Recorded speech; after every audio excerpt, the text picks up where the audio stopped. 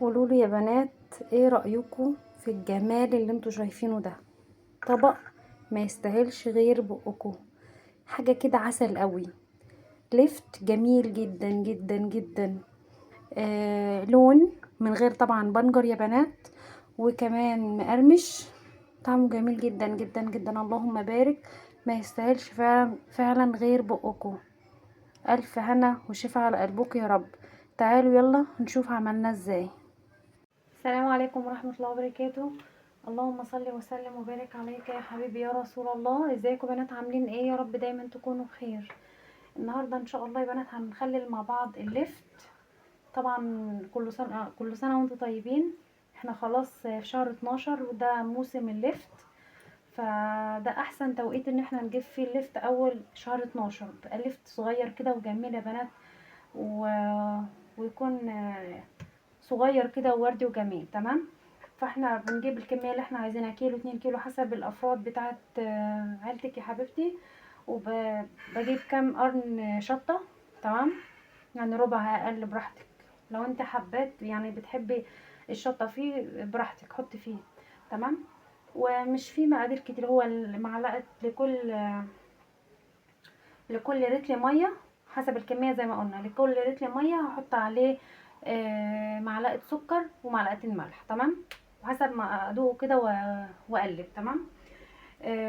اول حاجه هنجيب البلانشه وهنقطع اللفت بعد ما طبعا اتغسل كويس قوي وتنضف كويس قوي زي ما احنا شايفين كده مع بعض. تمام. نقطعه كده يا بنات. طبعا العيدان دي تتخلل، تبقى طعمها جميل جدا. فانا بغسلها وبخللها معايا. تمام. مش برميها. في ناس بتحبها وفي ناس ما بتحبهاش، فانا من الناس اللي بتحبها. نقطع بسكينه بقى، بقطاعه براحتنا خالص بالتقطيع اللي انت عايزاه.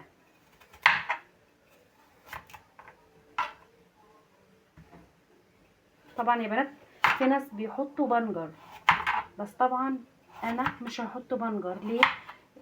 لانه اصلا لونه جميل جدا، هيطلع معايا لون حكايه في في الميه، هيخلي لون الميه حكايه اكن حاطه فيها بنجر بالظبط. فلونه جميل جدا، علشان كده بقول لكم ده توقيت الايه اللي احنا المفروض نجيب فيه اللفت في اول 12. بيكون اللفت صغير ومش مليف، بيبقى جميل جدا زي ما احنا شايفين كده. نقطع باي حاجه احنا عايزينها يا بنات، مش شرط قطاعه، سكين عادي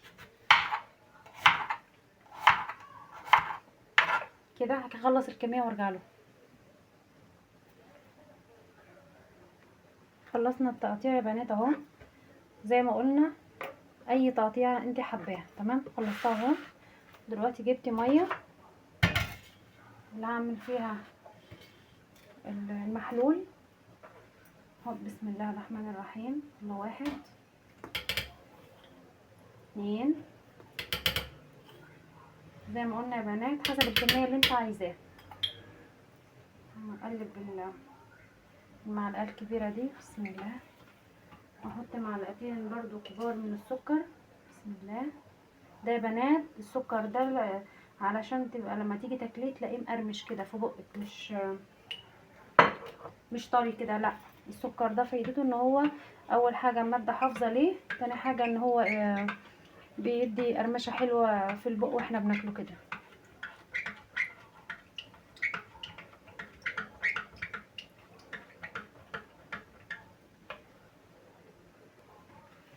خلاص يا بنات قلبناه كده اهو.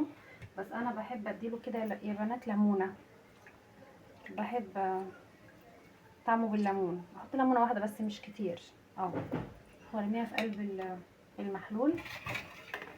هجيب برطمان نضيف ومتعقم بالميه السخنه اهو.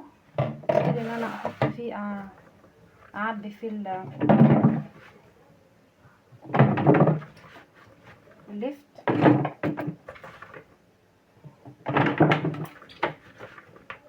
طبعا يا بنات مش بنحط خل، لو حطينا خل هيهريه. نحط كام واحده شطه اهو.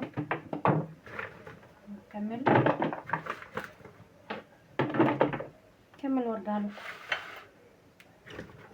كام واحده. حبيت الكميه يا بنات اهي، بس الكميه طلعت قليله على البرطمان، بس مش مشكله. تمام، دول 2 كيلو يا بنات. نقلل نزود براحتنا خالص. بسم الله. زي ما قلنا قبل كده في اول الفيديو ان احنا مش محتاجين نحط بنجر، اللون هيلون من نفسه. عايزين شويه ميه كمان. نكمل.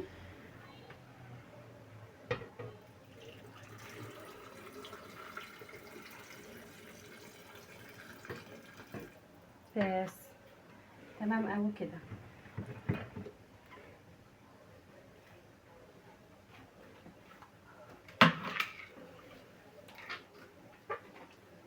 هنقفل عليه يا بنات، ويوم والتاني هتلاقي اللون الجميل اللي في اللفت ده هتلاقوه بقى في الميه اكنك حاطه بالظبط، بنجر. تمام. الف هنا وشفا على قلبك يا رب. شكرا، والسلام عليكم ورحمه الله وبركاته.